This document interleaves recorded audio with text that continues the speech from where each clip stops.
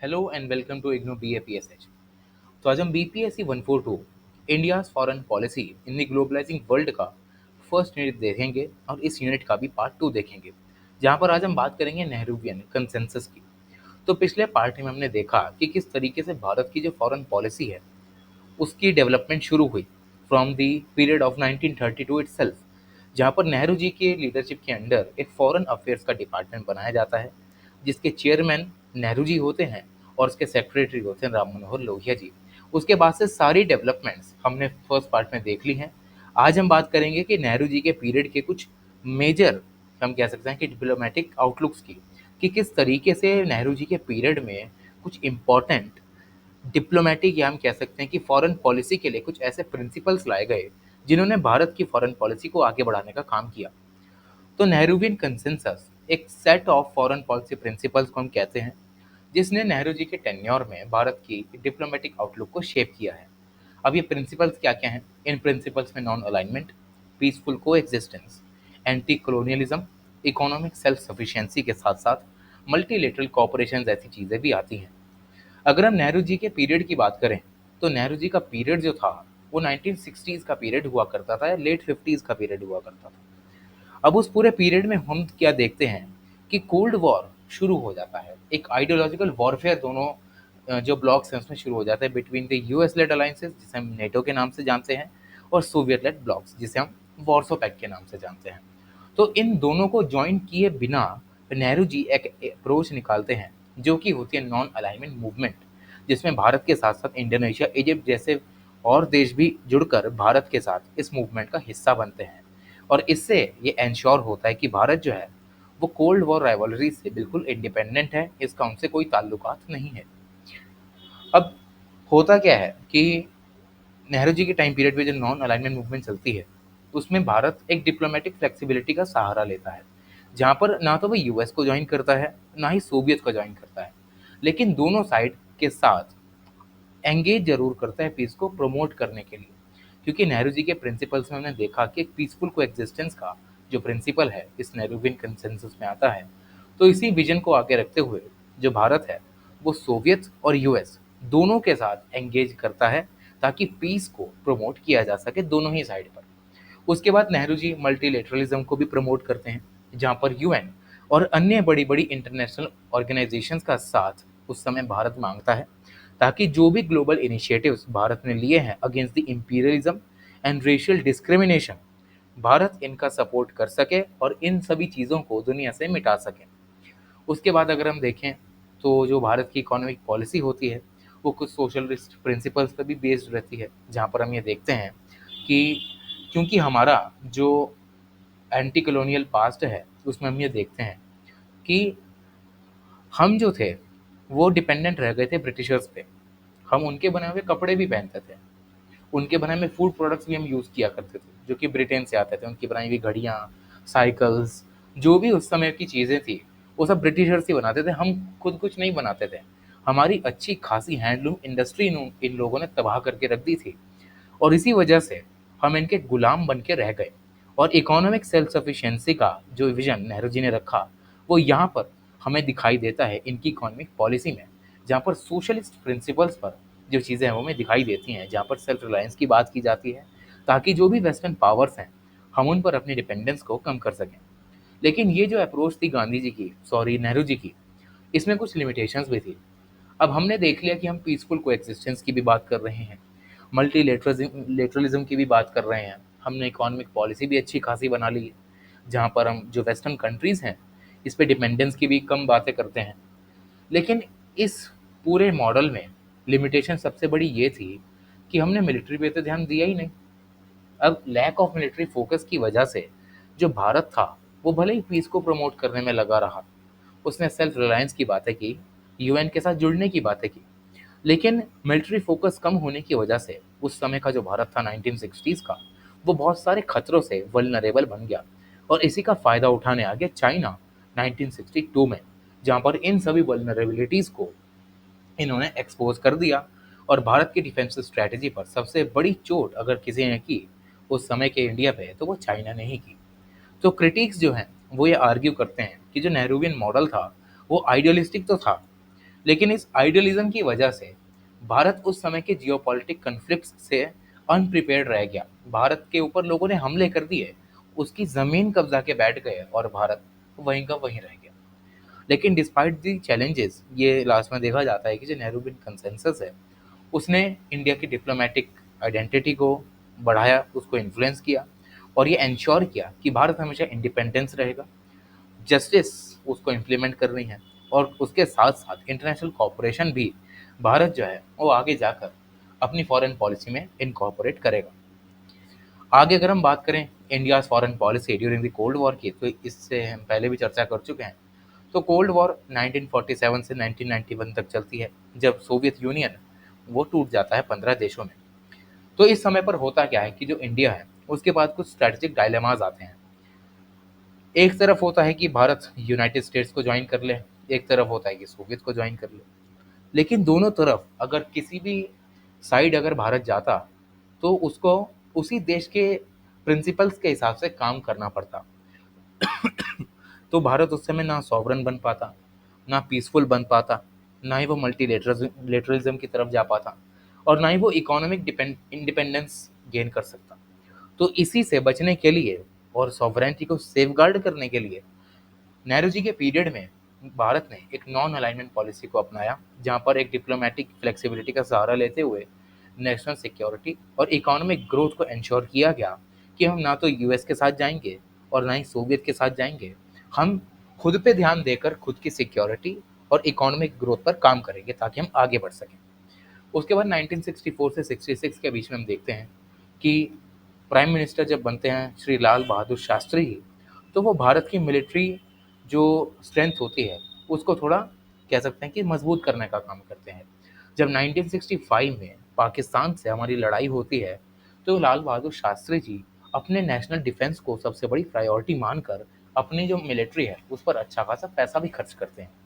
लेकिन 1966 आते आते हैं जब वो ताशकंद पीस कॉन्फ्रेंस में जाते हैं उज़्बेकिस्तान में, तो उज़्बेकिस्तान में उनकी मृत्यु हो जाती है। उसके बाद हम देखते हैं कि श्रीमती इंदिरा गांधी जी प्राइम मिनिस्टर बनती हैं और उनके टाइम पे भी अच्छी खासी फॉरेन पॉलिसी शिफ्ट हमें देखने को मिलती है, जहाँ पर उस समय पर हम बहुत ही क्लोज चले जाते हैं सोवियत यूनियन की तरफ और 1971 में 20 सालों के लिए Indo Soviet treaty of friendship भी साइन की जाती है, जहाँ पर मिलिट्री के साथ साथ इकोनॉमिक कॉपरेशन भी सोवियत यूनियन के साथ हम यहाँ पर करने की कोशिश करते हैं। उसके बाद जो इंडिया है 1971 में हमें यह भी पता है कि बांग्लादेश की जो लिबरेशन वॉर थी, इसमें भारत ने अपना अच्छा खासा रोल प्ले किया था। तो इसमें भी सोवियत यूनियन ने हमारा साथ दिया था। वहीं अमेरिका जो था उसने एक मिलिट्री सबमरीन भेज दी थी यहाँ पर हमारे बे ऑफ बंगाल में, ताकि भारत अगर इस पे हमला करता है बांग्लादेश पे तो अमेरिका भारत को यहाँ पर डरा सके। लेकिन सोवियत जैसे ही मैदान में उतरता है यूएस पीछे हो जाता है और इसी ट्रीटी ऑफ फ्रेंडशिप की वजह से जो बांग्लादेश लिबरेशन वॉर है इसमें थोड़ी हमें आसानी होती है और ईस्ट पाकिस्तान इंडिपेंडेंस गेन कर लेता है। उसके बाद अगर हम देखें 1974 में, तो इंदिरा गांधी जी के समय पर ही भारत अपना पहला न्यूक्लियर टेस्ट पोखरण में करता है, जहाँ पर ये पहला मूव होता है भारत का, जहाँ पर भारत अपनी स्ट्रेटेजिक डिफेंस क्रेडिबिलिटी को स्ट्रेंथन करने के लिए और रीजनल इन्फ्लुएंस में अपना पैर जमाने के लिए एक पहला कदम उठाता है। उसके बाद जो कोल्ड वॉर की डिप्लोमेसी होती है वही हम चीज़ें यहाँ पर बैलेंस करके चलते हैं, जो कि नेहरू के टाइम पीरियड से ही चली आ रही थी, जहाँ पर economic stability, political sovereignty, multilateral engagement और प्रैग्मेटिक सिक्योरिटी, यही मेन कंसर्न्स इस कोल्ड वॉर एरा में रहते हैं। अब हम बात करते हैं इंडिया की foreign policy during the 1990s। तो 1990s को एक ट्रांसफॉर्मेटिव एरा के नाम से भी जाना जाता है। अगर हम भारत की फॉरेन पॉलिसी की बात करें, क्योंकि हमें देखते हैं कि 1991 में जो सोवियत यूनियन है उसका कोलैप्स हो जाता है और US as a single super power world में डोमिनेट करना शुरू कर देता है। अब उस समय पर जो भी देश थे उन सभी की कोशिश यही रहती थी कि जो भी पावरफुल बन रहा है उसके आसपास आ जाओ, इससे दुश्मनी मोल ना लो, क्योंकि जहां हमने इससे दुश्मनी मोल ले ली ये हमें ही खत्म कर देगा। तो इसी को ध्यान में रखते हुए और ये जो ग्लोबल शिफ्ट हुआ हमारा जियो में, भारत ने अपनी डिप्लोमेटिक स्ट्रेटजीज को दोबारा से रीडिफाइन करना चालू किया, जहां पर भारत ने नई इकोनॉमिक पार्टनरशिप्स और ग्लोबल सिक्योरिटी इंटरेस्ट को ध्यान में रखते हुए अपनी फॉरेन पॉलिसी को आगे बढ़ाने का काम किया। उसके बाद 1991 में हम देखते हैं कि भारत में पीवी नरसिम्हा राव जी की सरकार में हम ये देखते हैं कि एलपीजी रिफॉर्म्स को लाया जाता है। हमारी इकोनॉमी लिबरलाइज होने लगती है। भारत पूरे विश्व के साथ ट्रेड में, ग्लोबल ट्रेड में इंटीग्रेट करना शुरू कर देता है। साथ ही साथ लुक ईस्ट पॉलिसी के तहत यहाँ पर हम देखते हैं कि साउथ ईस्ट एशियन इकोनॉमीज होती हैं, जिसमें आसियान के भी देश आते हैं। भारत इन सभी देशों के साथ, जिसमें म्यांमार, बांग्लादेश, भूटान, ऐसे देशों के साथ भारत जो है वो अपनी इकोनॉमिक टाइज को स्ट्रेंथ देने का काम करता है। उसके बाद भारत यूनाइटेड स्टेट्स के साथ भी अब रिश्ते मजबूत करने की ओर चलता है, जहाँ पर अब पहले जो भारत था वो यूएस से दूर रहता था और सोवियत से भी दूर रहता था। लेकिन जैसे ही अब 1991 का एरा आता है, तो ट्रेड और टेक्नोलॉजिकल कॉरपोरेशन के लिए भारत अब यूएस के साथ भी अच्छे रिश्ते स्थापित करने के लिए आगे बढ़ जाता है। उसके बाद वहीं देखें तो रशिया जब बना था 1991 के बाद, तो वो हमारा दोस्त ही रहता है। वो स्ट्रांगली हमारा साथ देता है और अच्छा खासा डिफेंस एंगेजमेंट हम उसके साथ करते हैं। उसके बाद हम देखें तो 1998 में श्री अटल बिहारी वाजपेयी जी का टेन्योर आता है, जहाँ पर दूसरा न्यूक्लियर टेस्ट पोखरण 2 के नाम से जो जाना जाता है वो किया जाता है, जहाँ पर इंडिया अपने आप को एक एज अ न्यूक्लियर पावर जो है वो घोषित कर देता है। लेकिन इस टाइम पे जो हमारा न्यूक्लियर टेस्ट होता है पोखरण 2 में, इस न्यूक्लियर टेस्ट में भारत के ऊपर धमकियाँ आने लगती हैं। धमकियाँ क्या आने लगती हैं कि हम तुम्हारे ऊपर इंटरनेशनल सैंक्शन लगा देंगे। लेकिन अटल बिहारी वाजपेयी जी का हम कह सकते हैं कि संकल्प था कि भारत को मजबूत बनाना है। तो इस दृढ़ संकल्प के आगे ये जो इंटरनेशनल सैंक्शंस होते हैं वो सारे खत्म हो जाते हैं और भारत जो है वो 1998 में सक्सेसफुली अपना जो न्यूक्लियर टेस्ट है वो कंडक्ट कर लेता है। तो ये बात होती है 1990s की, जहाँ पर हम देखते हैं कि भारत की जो फॉरेन पॉलिसी होती है वो स्टेट कंट्रोल डिप्लोमेसी से मार्केट ड्रिवन ग्लोबल एंगेजमेंट की तरफ जो है वो शिफ्ट होने लगती है। क्योंकि उस समय पर एलपीजी रिफॉर्म्स आ जाते हैं, यूएस के साथ हम टाइज करने लगते हैं, टेक्नोलॉजी की हमें ज़रूरत होती है, तो हम बड़े बड़े देशों के साथ एंगेजमेंट की ओर जाते हैं। तो इसी वजह से अब स्टेट कंट्रोल ना होकर अब भारत की जो फॉरेन पॉलिसी है वो मार्केट ड्रिवन ग्लोबल एंगेजमेंट की तरफ शिफ्ट हो जाती है। अब हम बात करते हैं India's foreign policy under NDA one. तो जो Bharatiya Janata party led national democratic alliance है अंडर द लीडरशिप और अटल बिहारी वाजपेयी जी फ्रॉम 1998 टू 2004, इसमें हमें भारत की फॉरेन पॉलिसी में एक सिग्निफिकेंट शिफ्ट नज़र आता है। जहाँ पर भारत की फॉरेन पॉलिसी में पहले पीसफुल को एक्सिस्टेंस, मल्टीलेटरलिज्म को एम्फसाइज किया जाता था, लेकिन अब ये टाइम ऐसा आ चुका था जहाँ पर सिक्योरिटी, इकोनॉमिक ग्लोबलाइजेशन और प्रैग्मेटिक डिप्लोमेसी, इन सभी को अपना मुद्दा बनाया जाता है। अब इस पूरे पीरियड के कुछ हमें की डेवलपमेंट्स देखने हैं। कुछ 3 से 4 तरीके के डेवलपमेंट्स हैं, जिसमें सबसे पहला आता है हमारा पोखरण 2 का न्यूक्लियर टेस्ट, जो हम देख ही चुके हैं कि 11 मई और 13 मई को 1998 में अपनी न्यूक्लियर कैपेबिलिटी का यहाँ पर प्रदर्शन करते हुए भारत अपना न्यूक्लियर टेस्ट करता है और 5 न्यूक्लियर टेस्ट इसमें किए जाते हैं। उसके बाद इन टेस्ट की वजह से भारत को इकोनॉमिक सैंक्शंस का भी सामना करना पड़ता है from US, Japan and other western countries. लेकिन इंडिया अपने आप को सक्सेसफुली डिफेंड कर लेता है और अपनी सिक्योरिटी की तरफ आगे बढ़ने लगता है। थर्ड अगर हम डेवलपमेंट देखें तो भारत अपनी न्यूक्लियर डॉक्ट्रिन को रीडिफाइन करता है, जहाँ पर वो एम्फेसाइज करता है कि हम जो ये हमारा न्यूक्लियर जो हमारा प्रोग्राम है या जो हथियार है, हम इसको यूज़ नहीं करेंगे, हम पहले इसका यूज़ नहीं करेंगे कि हमने किसी देश को अगर अपने कब्ज़े में लेना है तो हमने उस पे न्यूक्लियर बम गिराया और कब्ज़ा कर लिया, ऐसा नहीं हम करेंगे। हमने ये अपनी सुरक्षा के लिए बनाया है और हम कभी भी इसका कोई भी फर्स्ट यूज़ नहीं करेंगे under the no first use policy. तो ये 3 डेवलपमेंट फर्स्ट पॉइंट में बताई गई हैं। उसके बाद सेकंड आता है हमारे पास strategic engagements with major powers. तो वाजपेयी जी के पीरियड में हम देखते हैं कि यूएस के साथ अच्छी खासी जो रिलेशंस है हम डेवलप करने की कोशिश करते हैं और renewed Indo US diplomatic dialogue की स्थापना की जाती है। उसके बाद भारत अपनी डिफेंस और इकोनॉमिक कॉपरेशन को एक्सपैंड करते हुए रशिया के साथ रिलेशंस को एस्टैब्लिश करता है, जहाँ पर जो भारत है वो मिलिट्री टेक्नोलॉजी का एक्सेस पाने के लिए रशिया को अपने साथ ले लेता है। उसके बाद भारत चाइना के साथ भी इकोनॉमिक टाइज करता है, लेकिन बॉर्डर डिस्प्यूट के बावजूद भी चाइना के साथ भारत की जो टाइज रहती हैं वो अच्छी खासी बनी रहती हैं। उसके बाद थर्ड आता है हमारा इंडिया पाकिस्तान रिलेशंस। तो 1999 का जो लाहौर समिट होता है, ये आज के टाइम पे भी बहुत ज़्यादा याद किया जाता है कि क्योंकि उस समय पर जो वाजपेयी जी की पॉलिसी थी यहाँ पर अपने नेबर्स के साथ पीसफुल को एग्जिस्टेंस की, इसी को आगे बढ़ाने के लिए वाजपेयी जी एक हिस्टोरिक बस जर्नी करते हैं। वाजपेयी जी बस लेके जाते हैं पाकिस्तान और वहाँ पे डिप्लोमेटिक गुडविल की बात करते हैं। लेकिन पीठ पीछे पाकिस्तान जो होता है वो भारत की पीठ पर छुरा घोंपने का काम करता है और 1999 में हम ये देखते हैं कि कारगिल की जो लड़ाई होती है उसमें भारत पाकिस्तान को हरा देता है और इंडिया सक्सेसफुली पाकिस्तान के एग्रेशन को रिपेल कर देता है। और जिससे कि हम ये देख सकते हैं कि जो 1962 में जिस मिलिट्री पर हमारा ध्यान नहीं हुआ करता था, 1999 आते-आते हमारी मिलिट्री रेडीनेस इतनी बढ़िया थी कि पाकिस्तान ने पीठ पीछे हमला किया, लेकिन तब भी हमने पाकिस्तान को मुँह तोड़ जवाब देकर उसे हरा दिया। फोर्थ पॉइंट आता है इकोनॉमिक ग्लोबलाइजेशन का, जहाँ पर जो एनडीए है, वो लिबरल इकोनॉमिक पॉलिसीज़ का सहारा लेता है और फॉरेन इन्वेस्टमेंट और प्राइवेटाइजेशन भी हमें इस पीरियड में देखने को मिलता है। इंफॉर्मेशन टेक्नोलॉजी रेवोल्यूशन आने लगता है, जहाँ पर ग्लोबल टेक्नोलॉजिकल हब्स को यहाँ पर जो है भारत में इंट्रोड्यूस करने की कोशिश की जाती है, जिससे कि जो भारतीय एक्सपोर्ट हैं वो और ज़्यादा एक्सपैंड कर सके। आगे बढ़ते हैं India's foreign policy during UPA 2004 to 2014। तो 2004 से 2014 तक यूनाइटेड प्रोग्रेसिव अलायंस, जिसे हम यूपीए के नाम से जानते हैं, led by prime minister Shri Manmohan Singh ji, इस समय पर भारत की जो फॉरेन पॉलिसी होती है इसमें स्ट्रेटेजिक पार्टनरशिप्स और इकोनॉमिक डिप्लोमेसी में हमें कॉन्टिन्यूटी दिखाई जाती है और मल्टीलेटरल एंगेजमेंट्स में हमें एक एक्सपेंशन देखने को मिलता है।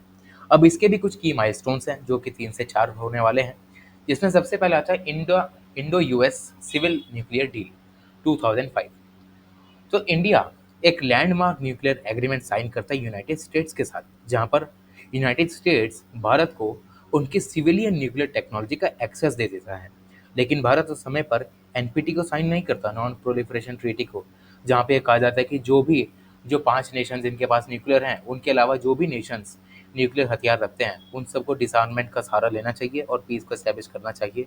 लेकिन ये ट्रीटी भारत साइन नहीं करता है due to the geopolitical reasons, क्योंकि हमारे नेबर्स ऐसे होते हैं जो कि हमें मजबूर करते हैं न्यूक्लियर वॉरहेड रखने के लिए। तो इसी वजह से भारत इस ट्रीटी को साइन नहीं करता, लेकिन तब भी यूएस अपनी न्यूक्लियर टेक्नोलॉजी का एक्सेस भारत को दे देता है। सेकंड, इंडिया यूएस रिलेशंस में अगर हम बात करें तो पहले जो हम डिपार्चर हमें देखने को मिलता था यूएस के साथ रिलेशंस का, इस समय पर आते आते अच्छा खासा डिप्लोमेटिक कॉपरेशन हमें यूएस के साथ देखने को मिलता है।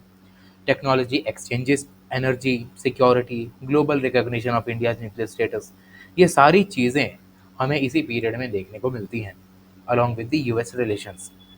उसके बाद अगर हम देखें तो expanding of global trade relations की बात करें तो भारत अपने यूरोपियन यूनियन, आसियान और जापान जैसे देशों के साथ बायलैटरल इन्वेस्टमेंट्स की यहाँ पर हम कह सकते हैं कि मांग करता है और अच्छी खासी इन्वेस्टमेंट हमें इस टाइम पीरियड में देखने को मिलती है।